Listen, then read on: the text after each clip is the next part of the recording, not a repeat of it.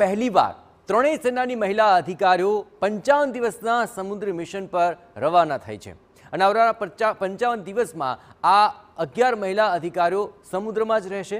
આ જાબાઝ મહિલા અધિકારીઓનું લક્ષ્ય દુનિયાનું ચક્કર લગાવવાનું છે, પરંતુ તેમના આ મિશનમાં અનેક પડકાર પણ રહેશે। મુંબઈથી સેશલ્સ સુધી તેઓ 3700 કિલોમીટરનો પ્રવાસ કરશે અને ત્યાંથી પરત ફરશે। જુઓ તેમના આ સાહસિકતા પર ખાસ રિપોર્ટ।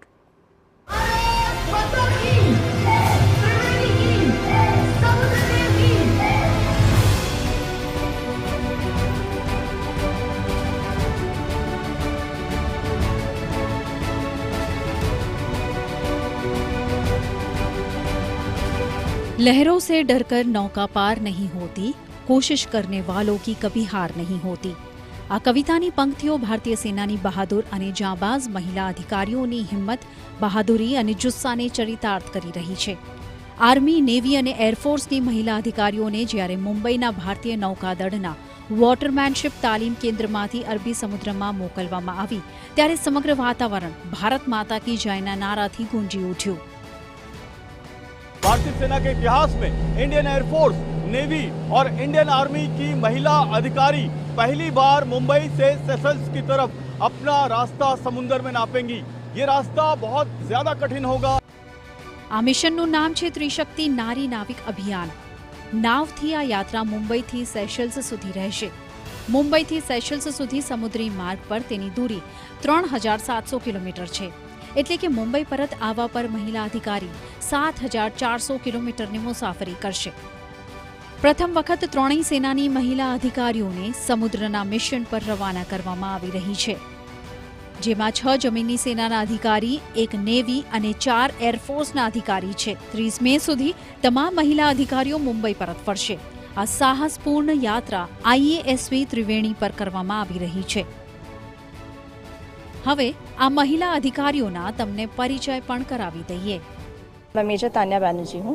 मैं लेफ्टिनेंट अनुजा वरुड़कर हूँ।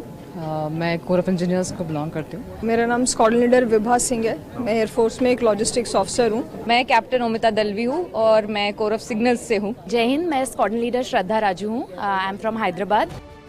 સમુદ્રની આ ઐતિહાસિક યાત્રા સરળ નહીં હોય। તમે ઘણીવાર ફિલ્મોમાં જોયું હશે કે સમુદ્રની વચ્ચે ઘણા તોફાન આવે છે, બોટ પણ પાણીથી ભરાઈ જાય છે, ક્યારેક હોડી પલટી પણ જાય છે। આ બધા જોખમો મહિલાઓની આ યાત્રામાં પણ આવી શકે છે અને એટલા માટે આ મહિલા અધિકારીઓએ તેના માટે સખત તાલીમ લીધી છે। ત્યારબાદ જ તેમને આ મિશન માટે મોકલવામાં આવી છે। हमने बहुत सारे ट्रेनिंग एक्सपीडिशंस किए हैं। हम लोग ने छोटी नाव से लेके अभी फाइनल अपने यॉट पे ट्रेनिंग की है। हमने बहुत सारे एक्सपीडिशंस किए हैं। अराउंड 4000 नॉटिकल माइल्स है हमारे अरेबियन सी, इंडियन ओशन में। तो यही सब ट्रेनिंग जो है ये हमें हेल्प करने वाली है आगे सर्कम नेविगेशन तक।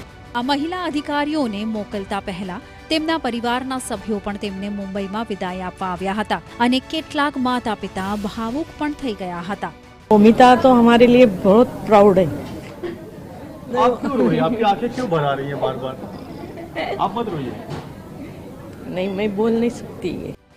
હવે આ તમામ 11 મહિલા અધિકારીઓ દરિયાના ભયંકર મોજાઓનો સામનો કરીને આગળ વધી રહી છે અને જ્યારે તેઓ પરત ફરશે ત્યારે તેઓ ઇતિહાસ રચી ચૂકી હશે। મુંબઈથી જયપ્રકાશ સિંહ સાથે બ્યુરો રિપોર્ટ TV9।